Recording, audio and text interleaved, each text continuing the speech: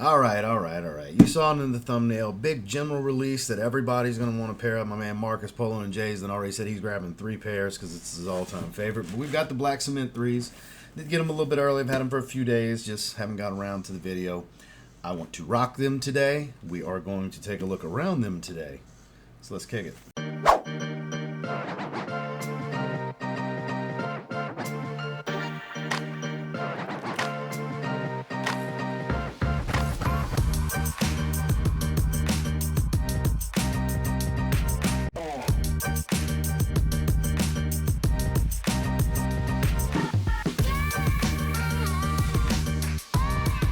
Standard Jordan 3 box. You have the elephant print going around the box. Here we have black, fire red, cement gray, Air Jordan 3 Retro in my true size, 8.5. Got the elephant print on the wax paper. Go ahead and put the lid out of the way. These were purchased from Goat. You have this little Jordan pamphlet that, oh, look. Did it flip open again? Because there's a diagram, and there we go. Showing the actual breakdown of the tech. Alright. Go ahead with the bad selves. The outsole, foot frame midsole, the 2 air units, the heel and forefoot. And then we got our sock liner, which, I mean, I would hope they put polyurethane, for God's sake, here. Double papered. Please be polyurethane so we get the original experience here. These are heavy. Nice and heavy. A little bit of give. Like, they really redid the formula for their polyurethane. It's not as brick-like as they once were. We have Nike on the bottom, the iconic outsole. As we move up, air sole in the heel, encapsulated in the forefoot, and then we have the famed elephant print for the black cement threes. I actually wrapped it over. Everything's done really well. We have a die cut. Do we have another die cut? Let me get the hang tag out the way. Yep, we got the 2 die cuts. Leather feels decent. It's rather soft, not stiff at all. We have the classic hang tag that's not on the little dog tag chain like it has been in recent releases. This is more true to the original. We have the fire red hits running up the laces. Decent leather with polyurethane coating. Going up the tongue, embroidered red Jumpman. Wrapped around into a red microfiber fuzzy sock liner. Medial size, just so beautiful. And then we got Nike Air in the rear, as it's supposed to be, with more of this. Looks like a cut of suede that they burned and pressed to get the pattern. I could be wrong, but that's what it seems like it is. I should probably look that up, right? Medial side, more of the same.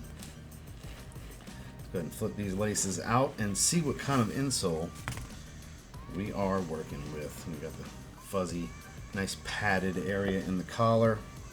Dream Cell. Shame. Nike Air in the fuzzy red sock liner and a Dream Cell insole on an original colorway, because Nike, the several time over multi-billion-dollar company, really feels that we're putting them out by getting a original polyurethane insole, which is a little bit more comfortable than this. This is still comfortable. I'm not saying it's not. It's nice and squishy. It's foam and I believe polyurethane blended together is what the Dream Cell is. Look, it's still comfortable. It's not what they're supposed to have. It's not as comfortable because the polyurethane insoles they've always used are more cozy and comfy than these. It's just what it is. That's why a lot of us complain. It's like, y'all are shortchanging us, assholes. Stop. We pay a premium. When these came out, they weren't $220 or whatever retail is now, $225.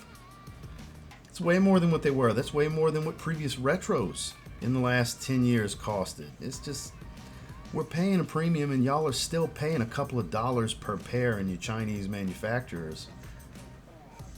We ain't putting you out to get original spec stuff. We're just not, Nike. I'm not going to not complain about it. Because we pay a premium for this stuff. You see the Strobel?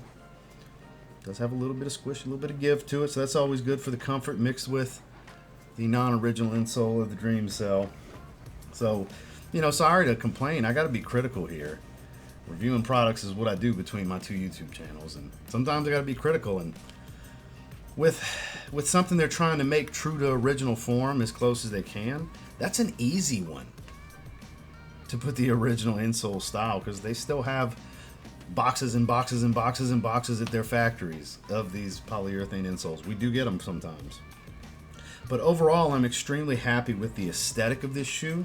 You go ahead and pop this tag, which instead of hurting my fingers, might as well just cut it real quick. We'll put that in the side in the box. Not that I ever plan on getting rid of them, but yeah, I'm gonna rock these today. I mean, you've seen them on my feet briefly for a little bit. I haven't put them on feet yet. I can't wait to rock them. This is my first time having the black cement 3s. I do have the green glows, which for some reason just sat. Nobody wanted them. It's literally this shoe, and everywhere there's fire red, it's the green glow color. It's literally just the black cement with green instead of red. It's literally, I have two of the same shoe, basically. I gotta compare the leather quality, but two of the same shoe, just with different accent colors. Kind of funny the way they worked out, because I like the green glows. Stole those at that price, way under retail, but yeah, these are dope. These are a must cop. This is one of the most iconic basketball shoes of all time, one of the most iconic Jordans of all time, and I finally have a pair. Super happy to have them. I hope you get a pair if you're interested, and you get your joy and get your use out of them. Wear your shoes. When you have too many shoes, you can't wear them all the time, which is part of what I deal with, but I'm rocking these the rest of the day. So thank you guys for checking out the video. Make sure to like, comment, subscribe if you leave. I'll check you on the next one.